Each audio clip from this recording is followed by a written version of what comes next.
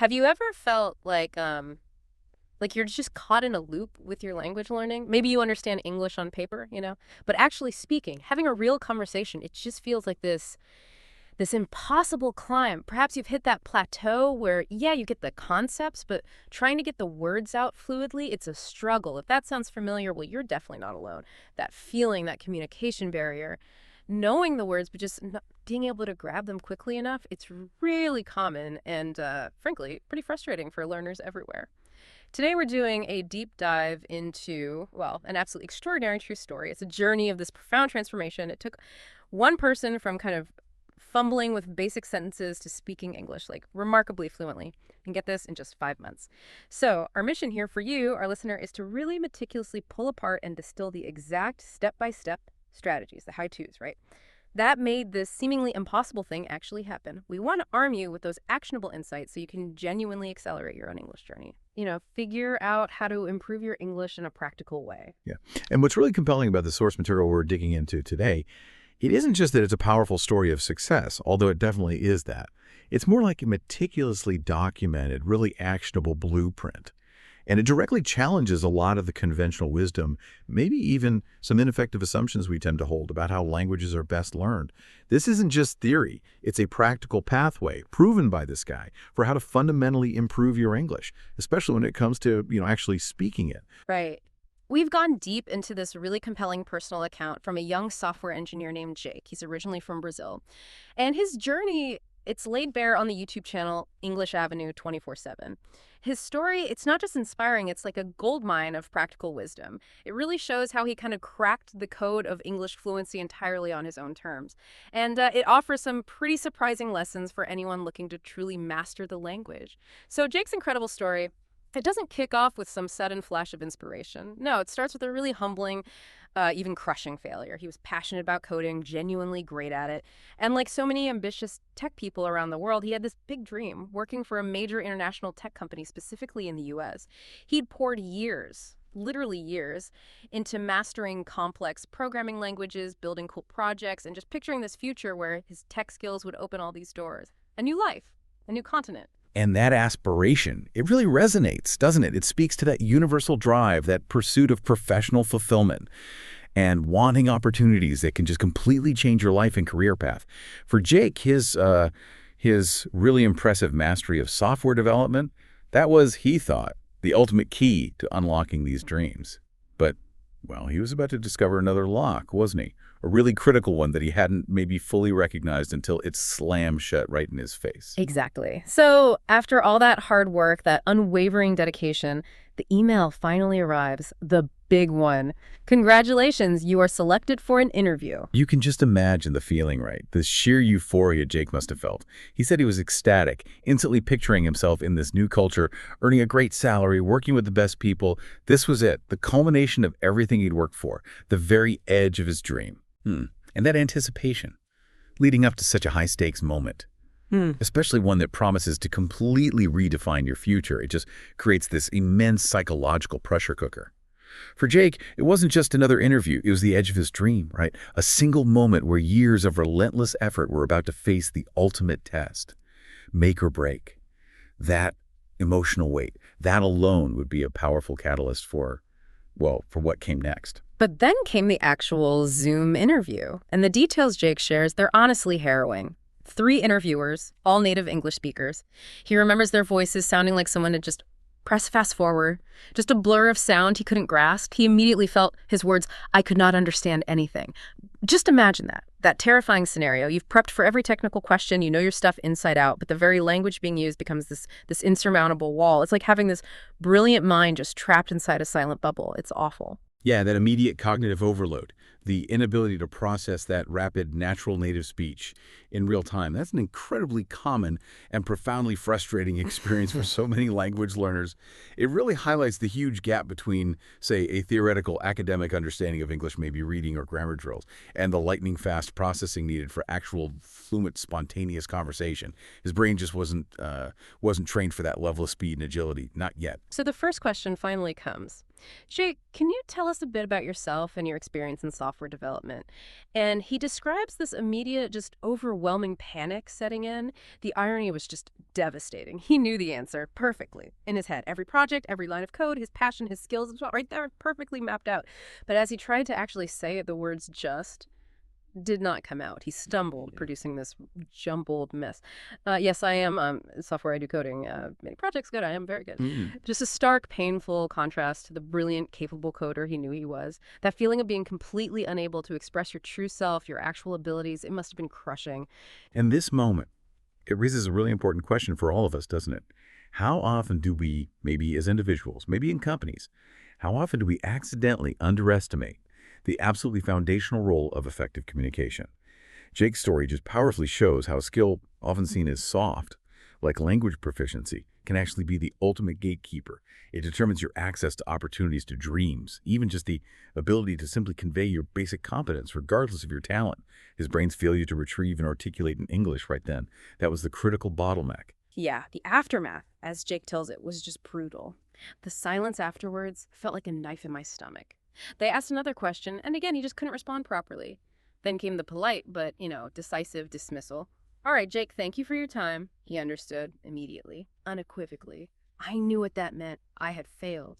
And the crushing part was, he hadn't failed because of his tech skills. He was great at that. He'd spent years perfecting it. He failed purely, solely because of his English. And this is where it really gets you right. Imagine having all the technical know-how, the passion, the years of hard work, but one critical thing, a language barrier, makes you feel completely invisible.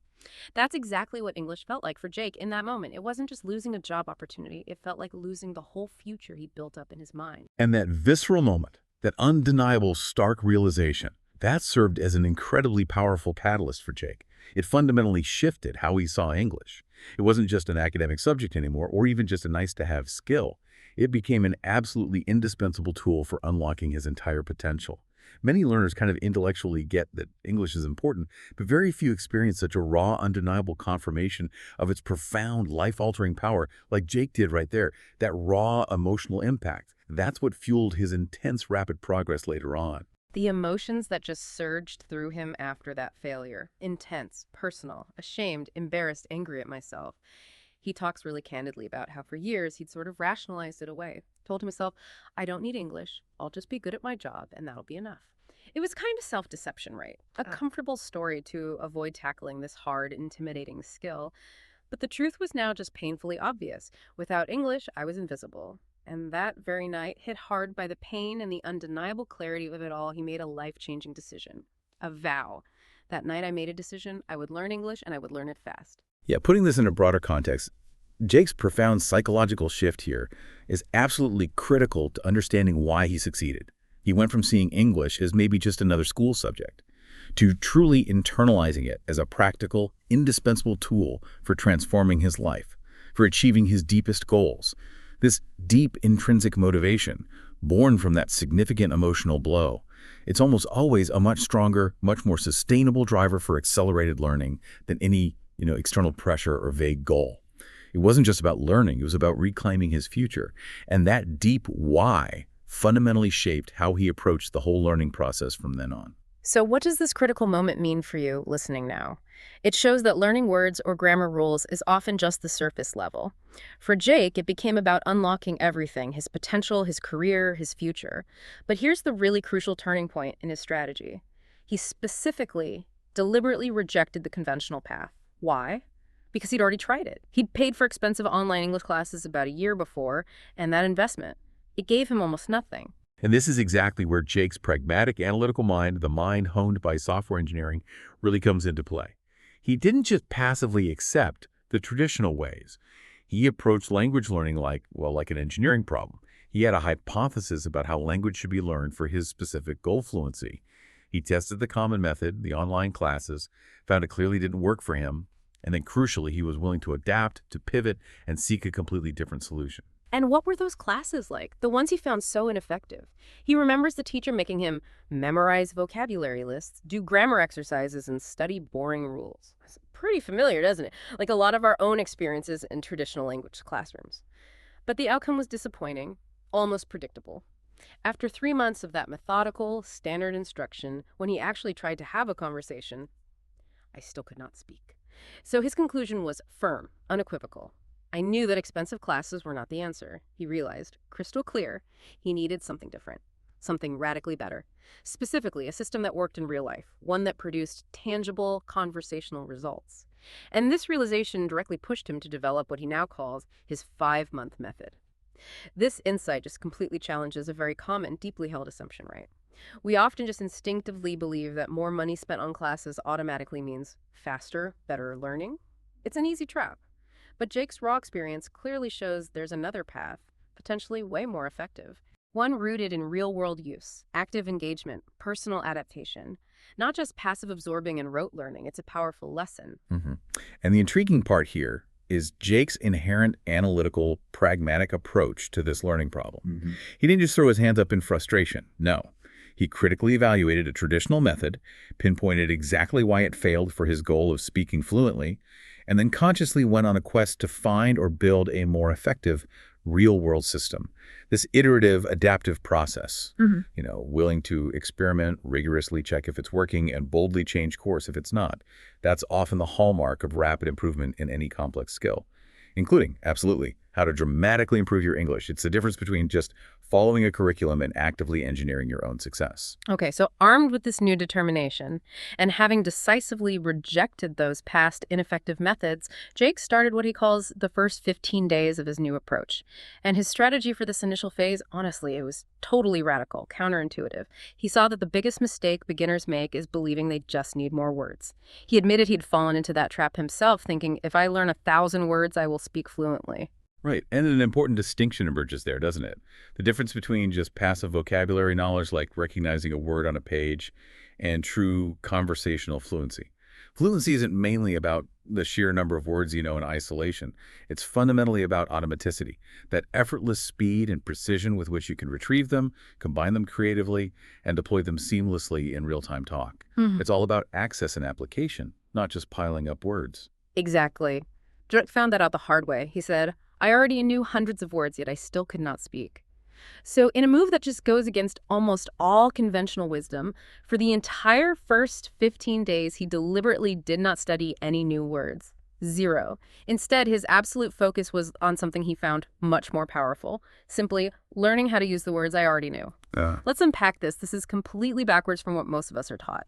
We're always told the key is to just keep expanding our vocabulary endlessly. Why on earth would Jake intentionally avoid new words during this crucial starting phase of figuring out how to improve his English? Well, by strategically prioritizing the functional application, the active use of the vocabulary he already had, Jake effectively tackled a huge, often overlooked bottleneck for countless learners. That frustrating inability to use what you already know, quickly, confidently, naturally.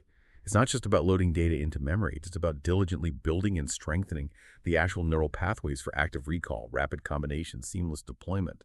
That foundational step is absolutely critical for turning passive knowledge into active, usable communication. It's like building the muscle memory before you try adding more weight, His first actual method for this intense initial period was creating what he called a survival sentence list. He consciously sat down and really thought about it. What do I actually need to say every day? The result was this concise list of 50 simple sentences that I needed in real life. He gives really clear practical examples. Hi, how are you? Can you repeat that? I don't understand. I am learning English. I need a coffee, please. Basic, useful stuff. His daily practice routine for this list sounds simple but was intense. Every single morning, he'd read these 50 sentences out loud, not once, not twice, but 10 times. He admits, at first his tongue felt slow, the words felt awkward, but remarkably and really quickly, after 5 days, these sentences became automatic.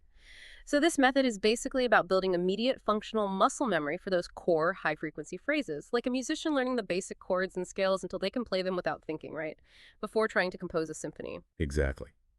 And from a cognitive load perspective, think about how our brains handle information. This method is incredibly efficient. By making these common, fundamental, really useful phrases automatic and instantly accessible, Jake strategically freed up significant mental energy, resources that would otherwise be eaten up by that slow process of word finding and sentence building in real time. And these freed up cognitive resources, They could then be purposefully put towards focusing on more complex parts of communication later on. It leads to a much more streamlined, effective learning process overall. It reduces that immediate mental burden. His second method, born out of pure ingenuity, was even more accessible. Anyone could do it anywhere, speaking to himself. He deliberately made this a core daily habit. Whenever I was alone, I spoke English to myself every single day. He gives these great, relatable examples. In the shower, he just mentally narrate, I am taking a shower, the water is hot, I feel relaxed while making breakfast. I am making eggs, I like eggs, they are easy to cook. He laughed, admitting that at first he felt stupid, which is totally understandable. We'd probably all feel a bit weird doing that initially, but he quickly had this powerful, liberating insight. This was my private classroom, no one could hear me, no one could judge me, and the result, honestly, almost magical. In an astonishingly short time, in just 1 week, his brain started thinking in English. This is just genius. It's such an accessible method for absolutely anyone, regardless of location or having conversation partners. You can practice anywhere, anytime, and completely remove that paralyzing self-consciousness that holds so many learners back. And a powerful insight comes up when you think about the psychological impact of low-stakes practice. By deliberately, completely removing that inherent, often overwhelming fear of being judged by others, Jake cleverly created this perfectly safe internal cognitive space, a space for his brain to freely experiment with English, and crucially, to start forming those new direct neural pathways for English thought. That direct thought-to-language connection, bypassing the native language translation step, it's immensely powerful for truly internalizing the language. It turns passive knowledge into active mental processing. It lays the groundwork for how to improve your English organically for spontaneous use. And his third core method for these foundational 15 days was a technique he called practicing 5 sentences a day with a twist. Every day he'd pick 5 sentences from movies or real conversations he'd heard. The crucial twist, the secret ingredient, was that he did not just read them passively. No, he copied them exactly. Then he'd repeat them 10 times, but with the same emotion, speed, and pronunciation as the native speaker.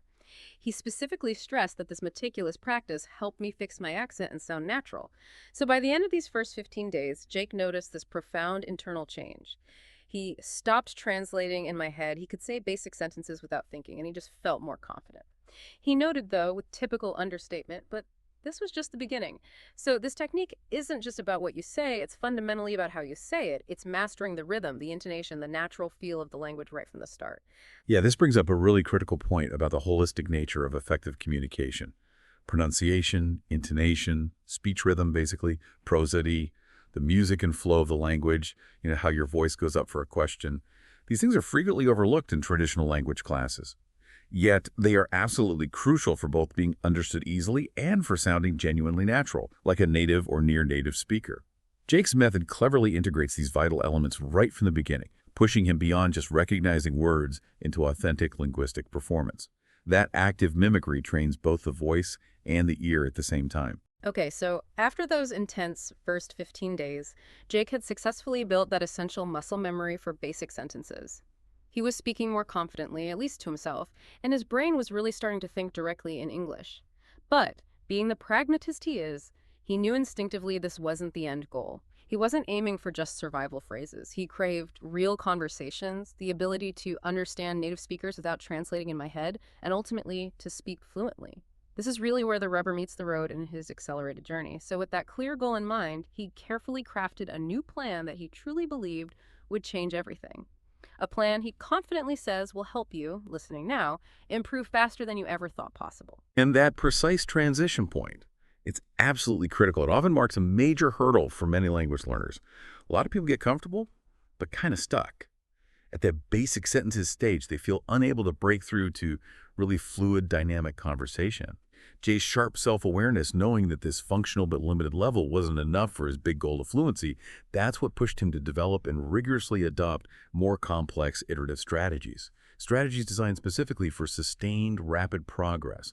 It's about moving beyond just surviving in the language to genuinely thriving and communicating effectively. The first core method in this new, more ambitious plan was designed specifically to tackle what Jake called his slow brain problem, that frustrating inability to put words together quickly and naturally. This was the question-answer method.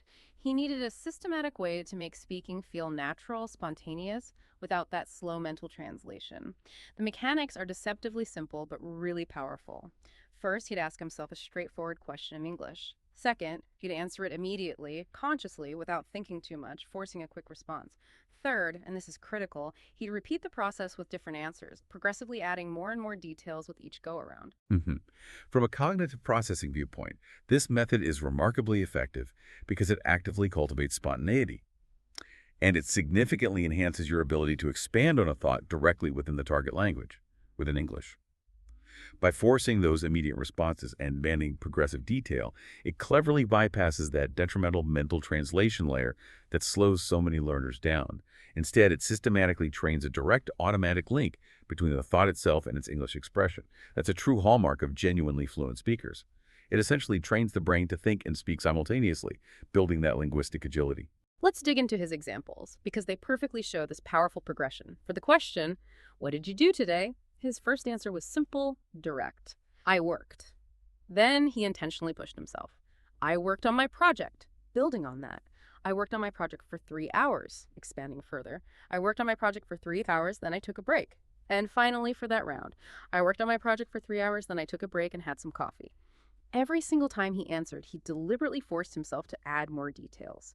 He said, "This consistent practice trained my brain to think in English and speak without hesitation." This approach is just brilliant for training your brain to think on its feet, isn't it? It's like doing verbal push-ups, systematically building strength, agility, and endurance in your spoken English. His second example for this question-answer method is just as illuminating. It shows the method's flexibility. For, "What did you eat for breakfast?" he started concise. "I ate eggs," then expanded. "I ate eggs and toast." Further, "I ate eggs, toast, and a banana." Then introducing your reason, "I ate eggs, toast, and a banana because I was really hungry." And finally adding more personal detail, "I ate eggs, toast, and a banana because I was really hungry and I love eating a big breakfast." Jake committed to doing this exercise every single day for at least 30 minutes. And the results he saw were truly dramatic. His speaking speed improved dramatically, his sentences became longer, and he fundamentally stopped translating in my head. This progressive layering of information in a spontaneous context, undeniably key to rapidly expanding conversational capacity. Jake's next big challenge, one that plagues countless learners, was pronunciation. He felt that even though natives generally understood him, his speech still had a strong accent, and he still sounded like a foreigner. His ingenious solution was what he called the echo technique, a method he powerfully describes as the best way to improve pronunciation without a teacher. The mechanics are pretty straightforward but need careful attention. First, he'd listen intently to a native speaker from movies, YouTube, podcasts. Second, he'd pause the audio immediately after each complete sentence. Third, and this is crucial, he would repeat that sentence exactly the same way, same speed, same tone, same emotion as the original speaker. What's really compelling here is the deliberate, highly focused attention Jake paid to prosody. Again, that's the melody, rhythm, intonation of speech. Think of it as the emotional and musical shape of the language, not just individual sounds. This technique masterfully uses auditory feedback and deep motor memory to meticulously refine those subtle yet profoundly crucial elements that make spoken English sound genuinely natural and authentic. It moves way beyond just grammatical correctness. It's like an immersive, self-correcting loop for your voice, letting you directly internalize the natural flow. To show how it works, he gave practical examples of this echo technique. Maybe from a movie clip, a character says, "I don't know what you're talking about." Jake would pause, repeat it, trying for exact replication. Or from a podcast, you might hear, "It was a beautiful day, so I decided to go for a walk." Again, pause, meticulously echo the sentence. He committed to this practice every day for 30 minutes. And the result? Significant, almost astonishing. After 1 month, my pronunciation improved so much that even native speakers started saying, "Wow, your English sounds really natural." He basically became his own pronunciation coach. You don't necessarily need expensive classes or private tutors. You just need good ears and dedicated imitative practice. This technique is a real game changer for anyone wondering how to dramatically improve their English pronunciation and sound more natural. Yeah, this method directly hits a very common frustration for intermediate learners. You understand English perfectly, but you just can't sound natural when you speak. By mimicking all aspects of speech, speed, tone, emotional inflection, Jake was systematically training his entire vocal system to match native patterns. This goes way beyond just fixing individual sounds, making it exceptionally effective for sounding natural in real conversations. It bridges that gap between listening and authentic production. Next up, Jake tackled the perpetual challenge of vocabulary. He knew it was important, obviously, but he also knew from bitter experience that memorizing word lists does not work. It was, as he put it, useless. He desperately needed a better method, and he sounded in what he calls the story method. The steps are clever. First, pick 5 new words every day. Second, consciously create a short story using all 5 words. Third, read this new story out loud 10 times. And fourth, crucially, actively use the words in my real conversations as soon as possible. One might ask then an important question about how our brains truly acquire, and more importantly, retain vocabulary in a functional, usable way. The story method, highly effective, because it simultaneously engages multiple critical cognitive processes: creative association, strong contextualization, and active recall through repeated production. It cleverly turns words from just passive recognition, knowing the meaning, into actively usable vocabulary. And that's absolutely crucial for conversational fluency, not just having isolated definitions stored away somewhere. His example beautifully shows this method's power. His 5 new words were excited, invitation, party, arrive, surprise. And here's the story he made up. I was very excited because I received an invitation to a big party. When I arrived at the party, I got a huge surprise. It was my birthday party. Simple, but effective. He practiced this every day, and the cumulative result was amazing. After just 3 months, he'd learned over 1,000 new words without memorizing anything. This approach is just so much more engaging, so much more memorable, and therefore so much more effective than endless flashcards. You're creating immediate, meaningful context, forging strong neural links. That dramatically helps long-term memory and retention. And it truly teaches you how to improve your English vocabulary by actually using words naturally. By embedding new vocabulary within a narrative, Jake created this rich, interconnected semantic network around those words. That makes them significantly easier to retrieve and apply in different conversational situations. It's a sharp contrast to rote memorization, which often leaves you with isolated words that are hard to access spontaneously in real-time talk. The brain just thrives on connections and context. This method is profoundly more efficient. One of the single biggest hurdles for countless language learners, Jake smartly identified, is that ingrained habit of thinking in your native language first, then laboriously translating into English. This internal middleman just makes speaking painfully slow and unnatural. So Jake set out to systematically train his brain to think directly in English, completely bypassing that inefficient translation habit. How did he do this huge cognitive shift? First, he consciously described everything around him in English, purely mentally, inside his own head. For instance, walking outside, he'd silently narrate, "The sky is blue. The weather is hot. I see people walking. That man is wearing a red shirt." And a powerful insight comes up when we consider the deliberate emphasis Jake put on metacognition, thinking about your own thinking process.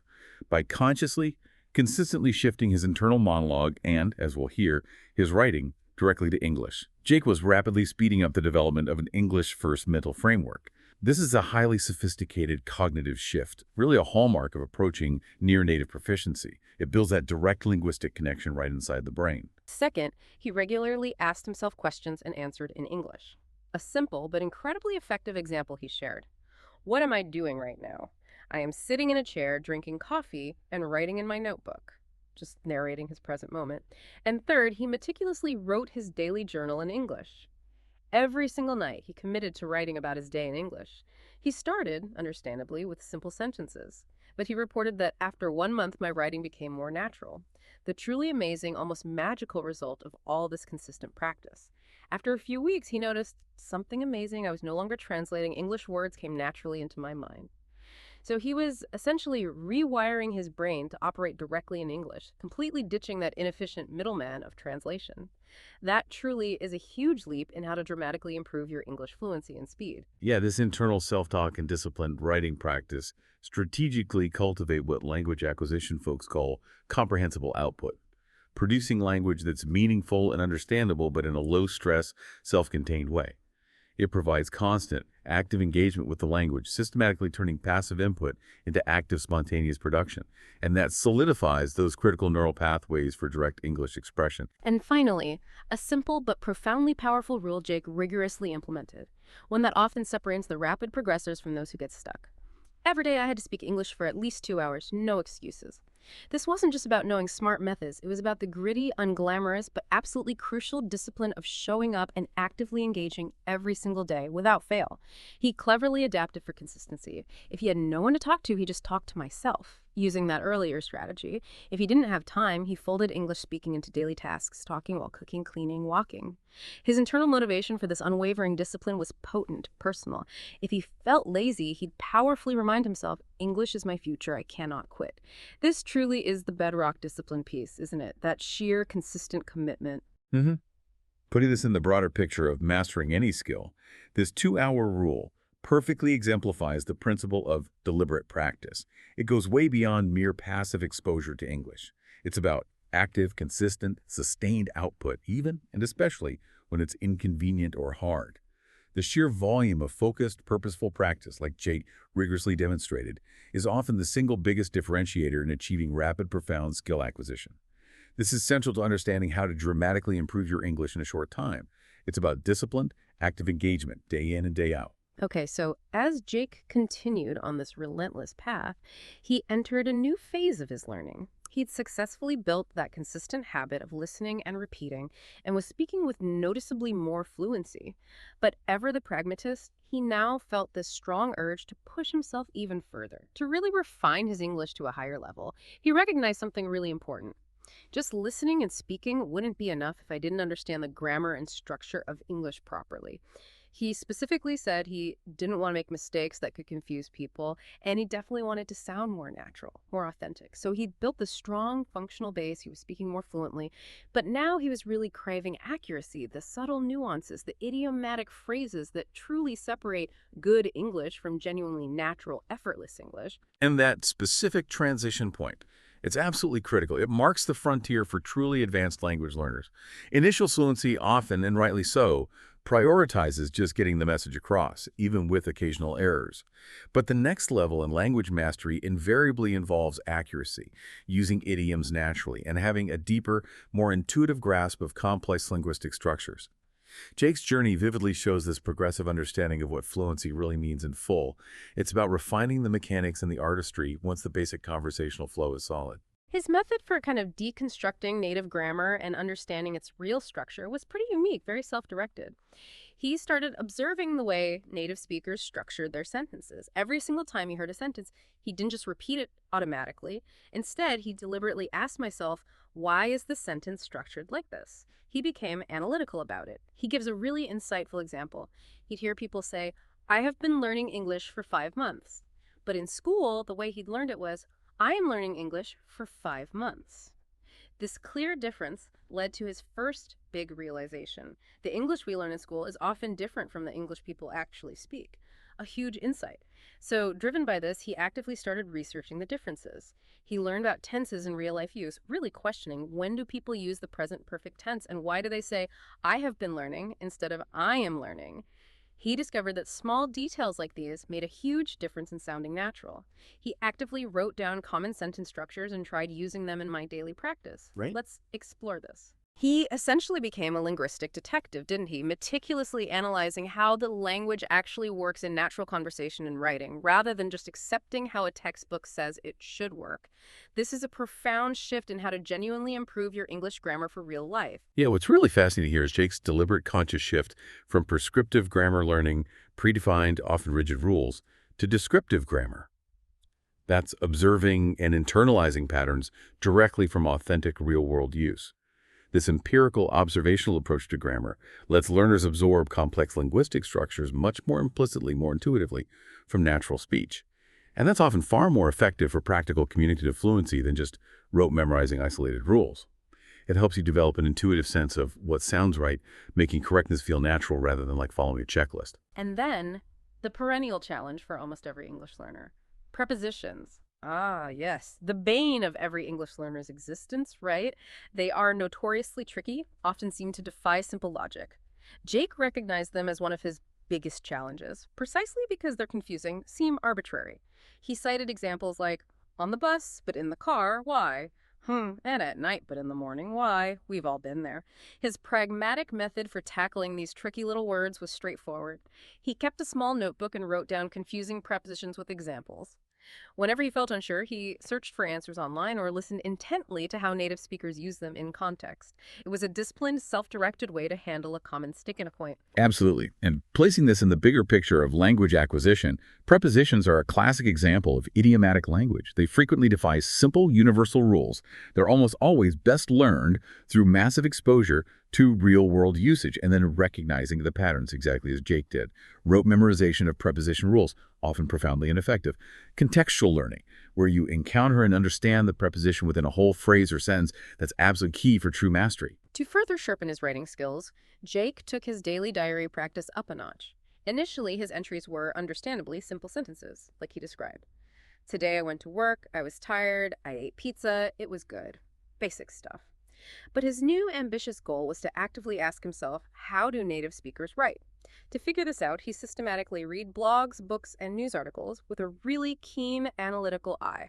He consciously noticed how they structured their sentences, paying close attention to flow, word choices, rhetorical tricks. Then, crucially, he tried to copy that style in my diary.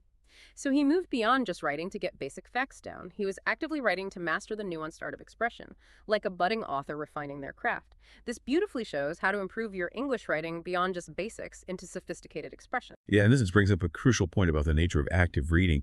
Jake wasn't just passively consuming text. He was meticulously analyzing its construction, dissecting sentences and paragraphs to pull out the underlying principles of effective native writing. Then he proactively applied these principles in his own writing.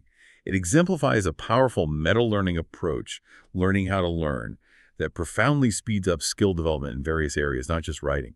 It turned reading from passive intake into a productive analytical exercise. He also doubled down on listening, strategically combining two powerful techniques, shadowing and active movie watching. He emphatically says, one thing that really accelerated my learning was shadowing. The technique involved finding videos of native speakers, putting on headphones, and then repeated every word immediately after them, matching their speed and pronunciation. He committed to this for at least 20 minutes a day. And the result, he said, was truly dramatic. In just a few weeks, my pronunciation improved dramatically. It's like actively creating a linguistic echo chamber, isn't it? You immerse yourself, then immediately mimic and repeat, solidifying those critical patterns directly into your own speech. What's really compelling here is the sophisticated mix of receptive listening and productive speaking skills that shadowing fosters. This technique effectively bridges that critical gap between just understanding what you hear and being able to confidently produce it yourself. This practice deeply internalizes the natural flow, intonation, and rhythm of spoken English. It turns passive recognition into active, articulate reproduction, fundamentally reshaping how you improve your English for fluid talk. And his approach to movie watching, far from passive entertainment. Instead, he meticulously watched English movies with subtitles, but he paused after every sentence and repeated it, consciously focusing with laser precision on pronunciation, tone, and rhythm. The cumulative result. Slowly, my English started sounding more natural. This active, deliberate engagement, rather than just passive watching, clearly made all the difference. Right. The intentional use of subtitles with pausing and immediate repetition significantly reinforces that crucial link between the written word and how it actually sounds when spoken naturally. This multisensory active engagement boosts both listening comprehension and the ability to produce accurate, natural pronunciation. It transforms a leisure activity into a powerful, deliberate language learning workout. At this advanced stage, Jake realized something profoundly crucial about fluency that goes beyond just words and grammar. It's also about confidence. He smartly observed that many people know English but are too scared to speak, just paralyzed by the fear of making a mistake. So he made a firm, clear decision. I would not be afraid of making mistakes. He started actively speaking to people in English wherever he got the chance at work, the local store, with friends. He spoke even when I was unsure, pushing past that discomfort zone. And what he discovered was truly surprising, liberating. People understood me even if I made small mistakes, and crucially, they didn't laugh at me. This direct positive experience gave me the confidence to keep going. So it's clear the mental block to speaking is often way bigger, more limiting than the actual language gap itself. It's fundamentally about breaking free from that paralyzing grip of perfectionism, embracing imperfection as the path forward. This is a vital step in how to effectively improve your English speaking ability. Yeah, an important point comes up here about the indispensable role of vulnerability, of exposure in the learning process. Jake's deliberate willingness to make mistakes in public, even if initially in low-stakes situations, gave him immediate constructive feedback. And perhaps even more importantly, it built an invaluable sense of resilience, that psychological strength, this courage to push past the fear of imperfection and to step into communicative action. Absolutely essential for breaking through intermediate plateaus and achieving real progress in any complex skill, especially language. Despite this growing internal confidence, Jake admitted his biggest fear still lingered. The thought of talking to native English speakers. He was terrified that they wouldn't understand me or that I would freeze. Totally relatable fear. So, in true Jake fashion, like an engineer, he devised this ingenious tactical strategy. He prepared 10 common conversation topics, basic but useful things like, how was your day? What do you do for work? What's your favorite food? Then he practiced them every day, rehearsing fluent answers until they felt like second nature. He then took the carefully calculated leap and joined an online group where people from different countries practiced English. He admitted he was nervous at first, but quickly realized everyone was there to learn just like me, which created this really supportive atmosphere. This strategy gave him two benefits. He not only made friends from different countries, but crucially, we practiced together, which not only improved my English, but also made learning fun. This is such a tactical, smart approach to tackling a very common, often debilitating fear. It's not just about facing the fear, but smartly prepping yourself to maximize your chances of success and build momentum. Absolutely. And placing this in a broader learning context, this strategy is a prime example of scaffolding, a difficult, anxiety-provoking task. By pre-preparing and internalizing responses to common topics, Jake significantly lowered the immediate cognitive load and anxiety usually tied to spontaneous conversation. This smart prep allowed him to focus more on the interaction itself, the give and take of real dialogue, rather than scrambling for words. Plus, that supportive group dynamic provided a crucial non-judgmental space for practical application, reinforcing his confidence and speeding up his progress. It's a very intelligent way to manage the challenge. Okay, so as Jake reached what he powerfully calls the final stage of his incredible journey, he felt this undeniable shift inside and an unshakable confidence growing inside me. He said he was no longer the same person who had been rejected because of poor English skills. He recognized he'd transformed myself step by step through consistent effort, practice, and the right mindset. A really defining moment, the culmination of months of unseen effort, came one day when he was speaking to himself in the mirror, that practice he'd kept up. But this time, something was different. He wasn't hesitating, he wasn't translating in my head, the words were flowing naturally. He described it vividly. It felt like magic, but in reality, it was a result of months of effort. This is the ultimate aha moment, isn't it? That incredible, tangible payoff for all that dedicated, targeted effort finally showing up as effortless, spontaneous communication. Yeah, what's truly compelling there is Jake's eloquent description of that profound shift. Going from conscious, effortful application of rules and words to subconscious, automatic competence. True fluency isn't just about applying grammar correctly or knowing lots of words. It's achieving that automaticity, that effortlessness that comes from deep internalization through consistent, varied practice. Jake articulates that profound cognitive transformation beautifully. It marks the true point where he instinctively knew how to improve his English to a level of genuine, functional fluency. That very same day, feeling this neuro-linguistic freedom, he decided to put his progress to the ultimate test, the real-world test. He chose to have a deep conversation with a native speaker. He did this by joining an online meeting with people from different countries discussing various complex topics. At first, the familiar nervousness started creeping in, but he quickly pushed back, reminding himself, I've worked too hard to doubt myself now. And then came the triumph, the moment of undeniable proof. And then I spoke.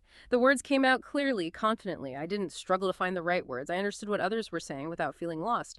People listened to me, nodded in agreement, and even asked me questions. It was an incredible moment. His simple, profound conclusion. That was the day I knew I had achieved fluency. And that experience, that serves as the perfect feedback loop, doesn't it? It provided immediate, direct, undeniable, real-time proof that his innovative strategies and diligent practice had actually worked. They had produced the results he wanted. This positive feedback profoundly reinforced his belief in his own ability, which in turn fueled even greater confidence and future language capability. That positive feedback cycle is absolutely crucial for sustaining motivation and speeding up continuous progress in mastering any complex skill. The ultimate full circle moment, the powerful narrative arc of his journey, came 5 months after he first started his accelerated learning path. He reapplied for his dream job. This time, as he described it, he wasn't the same Jake who had walked in nervously months ago. He wasn't the guy who hesitated, who felt small, who couldn't find the right words. No. Instead, with this palpable internal shift, he walked into that interview room with confidence. He sat in front of the interviewer not as someone who feared English, but as someone who had mastered it. He spoke clearly, answered every question with ease, showing not just competence but real command. He emphasized, I wasn't just speaking English, I was owning it. He noticed he could clearly see, in their eyes, they were impressed not just with my language, but with my effort, my persistence, my transformation. A few days later, the life-changing call came, the moment he'd never forget. Jake, congratulations, you got the job. Wow. And this brings up a crucial question about the expansive, far-reaching ripple effect of mastering a skill like this. Jake's English proficiency, in this context, it wasn't just an isolated language skill, was it? It was a profound testament to his unwavering discipline, his innovative problem-solving, his remarkable resilience against adversity. These are universally valued, highly sought-after qualities in any professional setting, any industry. In this case, his newly acquired language skills simply served as the powerful channel for him to showcase these deeper, fundamental attributes to the interviewers. It strikingly shows how mastering something like how to improve your English can open doors far beyond just communication. It reflects your entire character. For a split second, he said he couldn't believe it. His dream job, the very same company that rejected me before, now wanted him. And the tangible reward was huge. His starting salary was $5,000 a month, a sum more than I had ever imagined earning. He described himself as shaking, his eyes full of tears. What an incredible, powerful, full-circle moment, from devastating rejection, feeling invisible, to triumphant redemption, all driven by sheer determination, smart learning strategies, and that unwavering daily commitment. The profound emotional impact of achieving such a hard-won goal, especially one that directly reverses a past painful failure. It's incredibly potent, deeply validating. It serves to transform all those past struggles, the late nights, the moments of doubt, into this profound sense of personal satisfaction and a hugely enhanced sense of self-efficacy. It's a powerful testament to the human spirit's capacity for growth and resilience. But Jake's story doesn't just end with professional success. The very first thing he did after getting that life-changing job offer, he called his parents back home. Their reactions were deeply moving. His mother started crying on the other end, just a flood of relief and pride. His father, who Jake described as a man who rarely shows emotions, simply said with quiet pride, "We always knew you could." In that powerful moment, Jake had this profound realization, a perspective shift. He understood, I wasn't just doing this for me, I was doing it for them too. Acknowledging their silent sacrifices, their unwavering belief. With his very first salary, he made good on an unspoken promise. He bought his father a beautiful watch, something he had always wanted but never bought for himself. And for his mother, a gold necklace, a symbol of gratitude, acknowledging she had sacrificed so much for me, for our family. Placing this in the broader context of human experience, Jake's story powerfully underscores the profound personal and interpersonal impact that achieving a significant hard-earned goal can have. It goes way beyond just acquiring the skill itself. It encompasses powerful themes of validation, deep personal pride, and that profoundly gratifying ability to give back to those who consistently supported and believed in him. It highlights that often the journey of self-improvement is inextricably linked with our most cherished relationships and that desire to honor those who shaped us. His parents, with typical humility, initially refused the gifts, saying, "We don't need anything, son." But Jake insisted, with deep feeling, "No, this is my way of saying thank you for believing in me, even when I didn't believe in myself." And that, he concluded, was his final, crystal clear realization about the journey's ultimate worth. And that was the moment I understood it was all worth it. Every struggle, every late night, every moment of frustration, every time I felt like giving up, it was all worth it. So clearly, beyond the great job and the impressive salary, this incredible transformation was deeply rooted in honoring his family, acknowledging their sacrifices, and profoundly repaying their unwavering belief. That truly is a powerful, deeply moving motivation that goes beyond just individual achievement. Absolutely.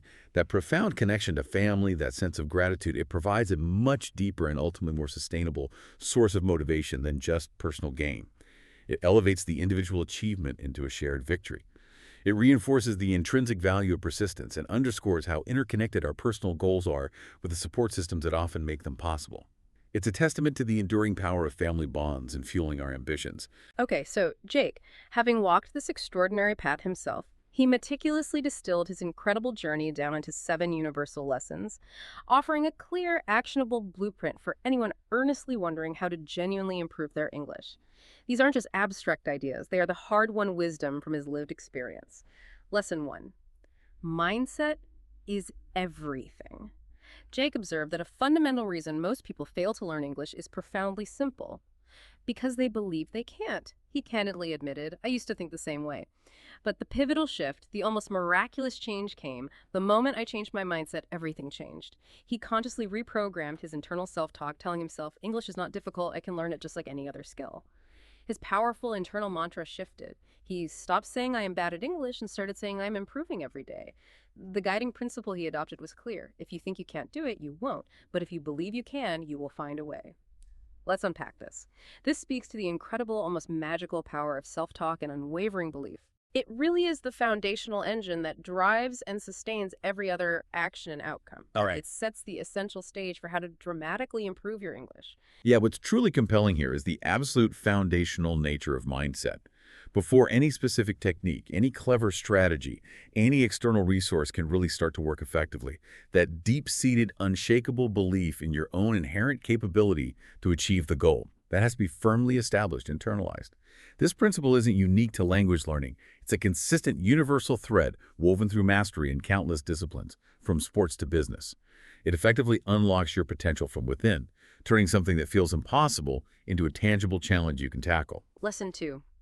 Surround yourself with English. Total immersion. Jake didn't just wait for immersion to happen. He took an aggressively active approach to it. He consciously made English a part of my daily life, systematically weaving it into every possible part of his routine. He methodically changed my phone's language to English, ensuring constant visual contact. He rigorously watched only English content, turning leisure time into learning time. He listened to English songs, even, he noted, without understanding every lyric, just soaking in the sounds and rhythm. And he actively followed English-speaking influencers on social media, making his digital world an English one too. He summed it up nicely. Every day I was feeding my brain with English.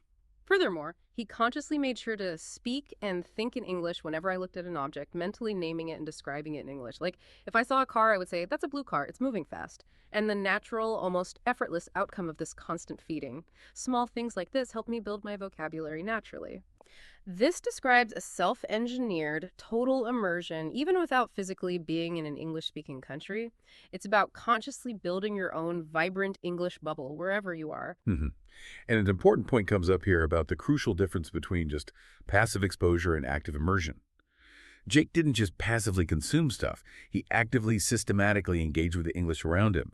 He deliberately turned auditory and visual input into internal processing, his silent descriptions, his thoughts, and then into productive output. This kind of active, multi-sensory engagement is way more impactful than just passive listening or reading. It systematically forces the brain to process and produce, significantly speeding up language acquisition. It's not just hearing English, it's living it. Lesson 3. Speaking without fear. This lesson tackles a core, often paralyzing problem for learners, that deep fear of making mistakes. But Jake, through his journey, realized a fundamental truth. Mistakes are part of learning. They're not failures. He transformed his internal view. He used to be terrified, but then he came to this liberating realization. Native speakers don't care if you make mistakes. They appreciate your effort. They really do. So he took deliberate, bold action. He forced myself to speak. He started conversations with shopkeepers, bravely asked strangers for directions, and kept up his powerful habit of talking to himself when alone. The direct, undeniable result. The more I spoke, the better I became. This truly is the ultimate just-do-it lesson for language learning.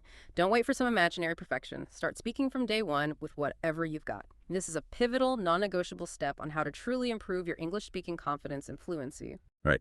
And putting this in the bigger picture of effective learning, this principle is fundamentally about embracing the iterative, often messy learning process itself.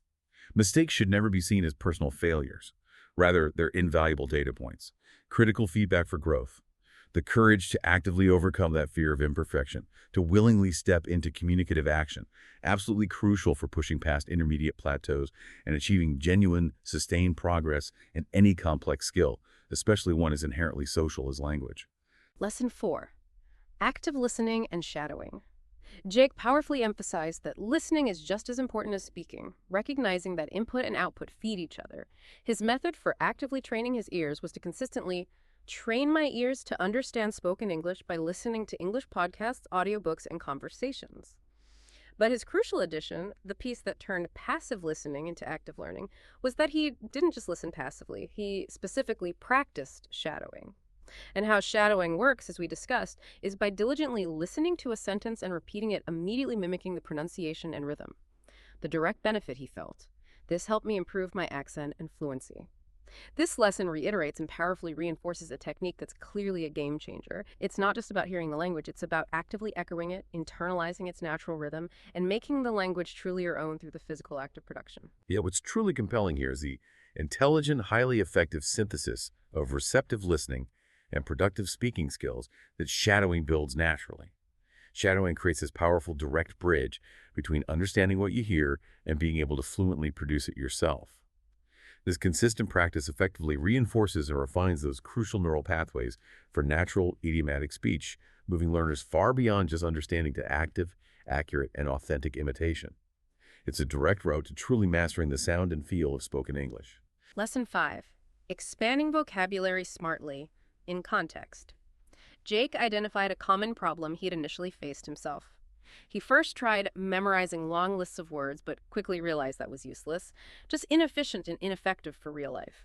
His far more effective alternative, the smarter path he found, was that he consistently learned words in context, and crucially, he focused on phrases instead of single words. For instance, instead of trying to memorize just the isolated word happy, he deliberately learned and practiced phrases like, I feel so happy today, and that movie made me really happy.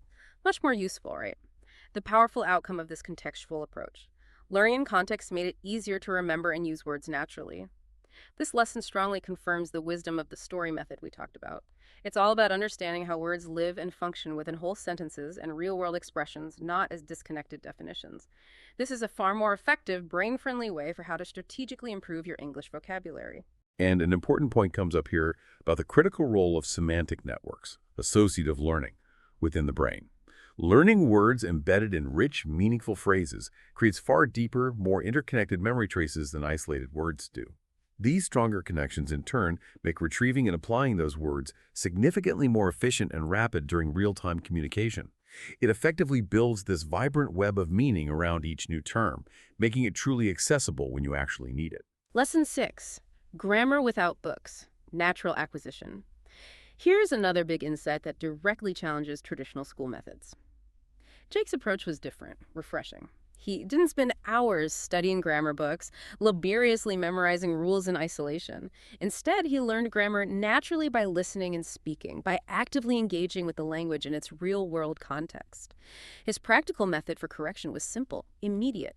When he made a mistake, he consciously noted it and corrected himself, learning directly from the act of communicating. A practical example he shared shows this. He used to say he'd go to school. When someone corrected him, or he just noticed the native pattern, he immediately understood the correct sentence. He goes to school.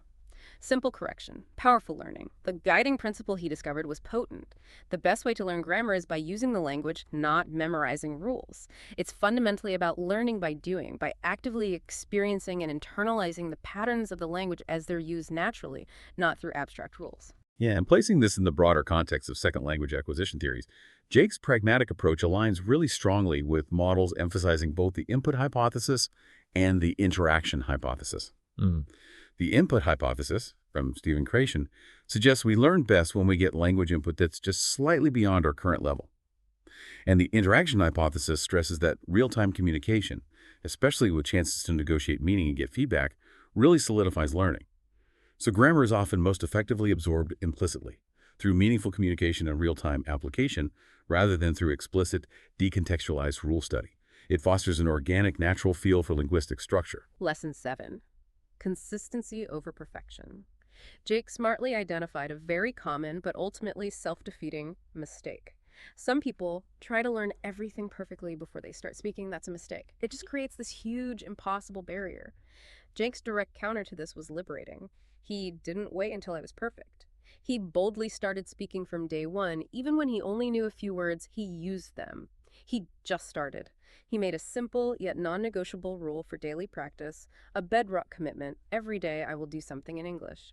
He also stressed the flexibility within this consistency. Some days maybe just 10 minutes of speaking, some days writing a short paragraph, some days just listening to a podcast. The ultimate overarching key, he declared, was the key was consistency.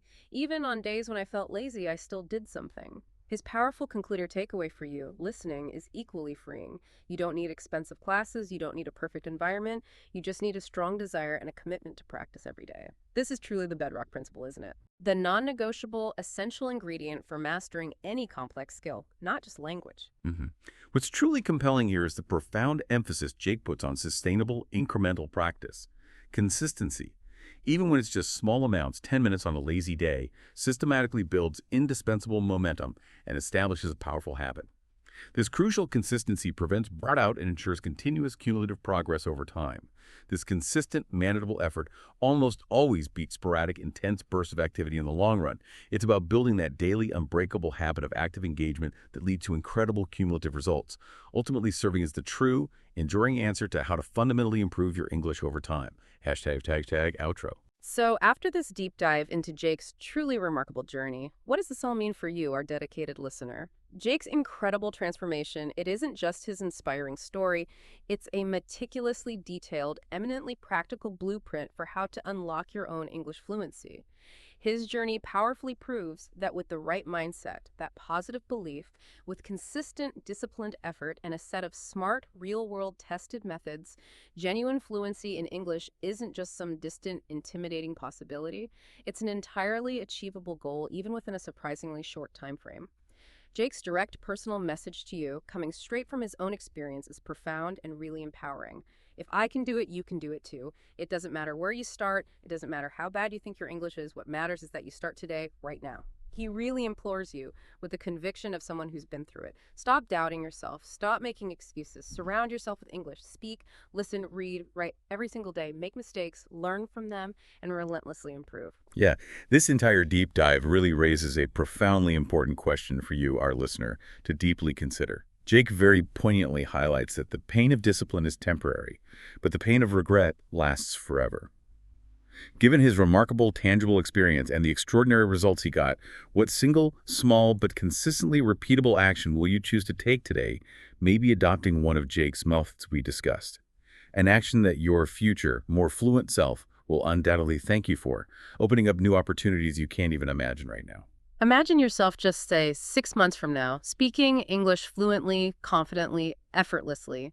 Think about the exciting new opportunities that could just spontaneously open up for you, maybe in your career, in travel, or simply in connecting with people. Envision how profoundly proud you will feel of your own transformation, knowing you took control of your learning journey.